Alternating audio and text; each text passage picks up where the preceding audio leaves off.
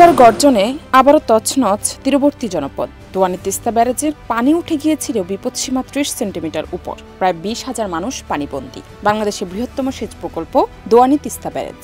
৫ October রাত ১১টা ৪০ তিস্তার পানি পৌঁছে যায় বিপদসীমা ৩০ সেন্টিমিটার উপরে। রাত্রের ১২টা পর্যন্ত পানি বাড়ছে। এর মধ্যে মনে করেন এলাকায় যত যে বাঁশের সাঁকো টাকো ছিল সব ডুবে গেছে।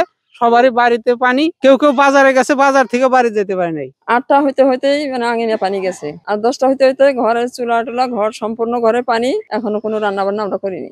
ভারতের গজলডোবা ব্যারাজ থেকে ছাড়া অতিরিক্ত পানির চাপে এমন পরিস্থিতি। প্রবল স্রোত সামলাতে খুলে দিতে হয়েছে ব্যারাজের সব ৪৪টি জলকপাট। গজলডোবা ব্যারেজ থেকে একাধিক দফায় পানি ছাড়া হয়েছে। সেই ঢলের চাপেই তিস্তার পানি হঠাৎ বেড়ে যায়। হাতীবান্ধা উপজেলার গড্ডিমারি, দোয়ানী, সিঙ্গিমারি, সানিয়াজান, সিন্দুরনা ও ডাওয়াবাড়ির মানুষজন এখনো পানিবন্দী। পানির নিচে তলিয়ে গেছে রাস্তাঘাট, পুকুর আর ফসলি জমি।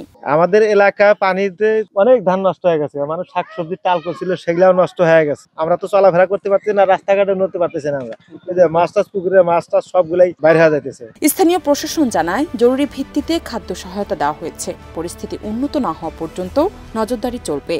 পানিবন্দী যে মানুষগুলো রয়েছে সেই মানুষগুলোর জন্য আমরা চেষ্টা করছি যে তাদেরকে যত দ্রুত পানি থেকে উদ্ধার করা যায়। খাবারের স্বল্পতা দেখা দেয়, বিশেষ করে রান্নার খাবারের সমস্যা হচ্ছে, তো সেক্ষেত্রে আমরা শুকনো খাবার দেওয়ার ব্যবস্থা করেছি। চলতি বছরের ইতিমধ্যে চতুর্থবারের মতো তিস্তা নদীর পানি বিপদসীমার অতিক্রম করল। বরাবরের মতো এই দুর্যোগে স্থায়ী সমাধান চান তিস্তা পাড়ের মানুষজন।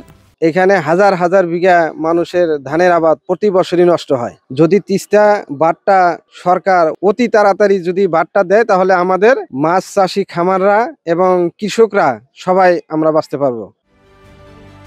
জান্নাত নিপু, দেশ রূপান্তর।